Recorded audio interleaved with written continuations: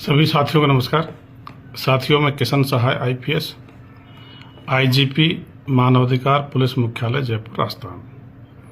मेरे mobile number है 94,609,28,737 94,609,28,737।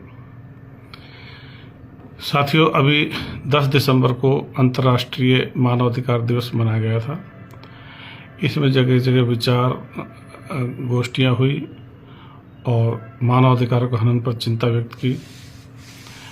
युद्ध के दौरान तो बहुत सारी जगह मानवाधिकारों का हनन होता ही है, लेकिन सामान्य परिप्रेक्ष्य में व्यक्तिगत रूप से भी बहुत बार मानवाधिकारों का हनन होता रहता है। लेकिन जो बड़े स्तर पर मानवाधिकारों का हनन है, उसके स्रोत ये परंपरागत धर्म और जाति व्यवस्था है और नस्ल भेद। ये तीन बड़े कारण हैं जिससे मानवाधिकारों का हनन ज़्यादा होता है। तो इसलिए चूंकि जैसे परंपरागत धर्म है, इसमें विभिन्न धर्मों में एक दूसरे के खिलाफ बातें भी कही गई है। कुछ धर्म में खुद के किसी वर्ग विशेष के खिलाफ भी बातें कही गई है। तो फिर उसमें दूसरे लोगों के जो मानवाधिकारों का हनन को धर्म ग्रंथों से भी कुछ न कुछ स्वीकृति मिल जाती है। और जातिगत व्यवस्था में भी एक जाति दूसरी जाति के ऊपर मानी जाती है। जैसे भारत के संदर्भ में अपन देखें तो उसमें भी फिर जो बड़ी जाति मानी जाती है और छोटी जाति के लोगों का कई बार उनका मानवाधिकारों का हनन कर लेती है, उनको एहसास भी नहीं हो पाता है। इसी तरह से नस्ल भेद है, उसके तहत भी लोग अपनी नस्ल को श्रेष्ठ समझते हैं, दूसरे वाली नस्ल को कम श्रेष्ठ समझते हैं। उनके भी बहुत सारे जहाँ बहुमत होता है उसके आधार पर मानवाधिकारों का हनन उनका भी हो जाता है। इसलिए संयुक्त राष्ट्र संघ जो सबसे बड़े स्तर पर मानवाधिकारों का रक्षक के रूप में है, उसके बाद हर देश में राष्ट्रीय मानवाधिकार आयोग बना रखे हैं। प्रदेश के स्तर पर राज्य मानवाधिकार आयोग बना रखे हैं और फिर उसके नीचे भी पुलिस के स्तर पे और सरकार के स्तर पे भी मानवाधिकारों का हनन रोकने के लिए व्यवस्था है। अंतर्राष्ट्रीय ह्यूमन राइट वॉच संस्थान जो संयुक्त राष्ट्र संघ के तहत है, वो भी देखती रहती है मानवाधिकारों का हनन कैसे कम किया जा सके।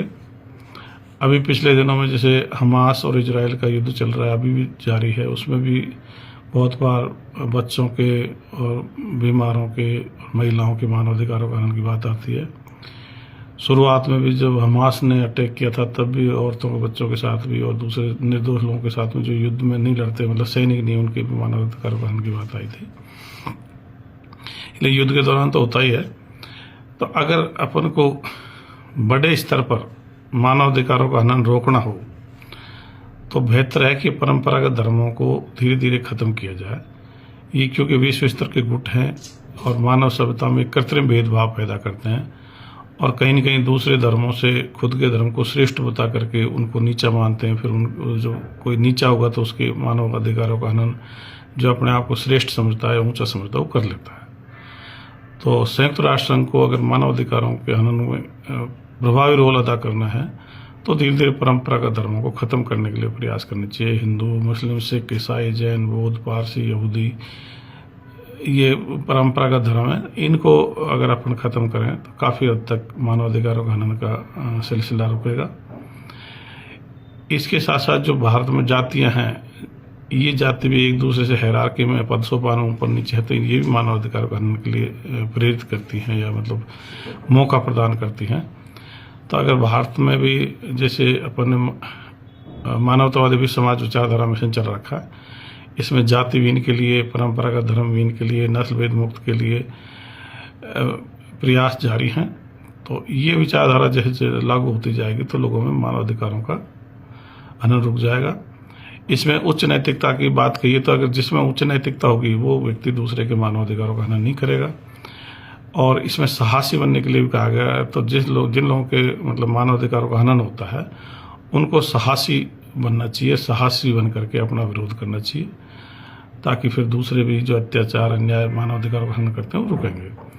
वैज्ञानिक दृष्टिकोण भी अपने मानवाधिकारों का हनन को रोकने में सहायक होगा, क्योंकि जो वैज्ञानिक दृष्टिकोण का होगा उसके मन में ऐसी ऊंच नीच की भावना भी नहीं आएगी। वो प्रकृति के हिसाब से जीवन को समझेगा, वो धर्म के हिसाब से जीवन को ऊंचा नीचा नहीं समझेगा, वो धर्म ग्रंथों में रुचि नहीं लेगा। जो धर्म ग्रंथ मानव अधिकारों के हनन के स्रोत है, उनसे नीचे बढ़ाने के लिए जिम्मेदार है, उसमें रुचि नहीं लेगा।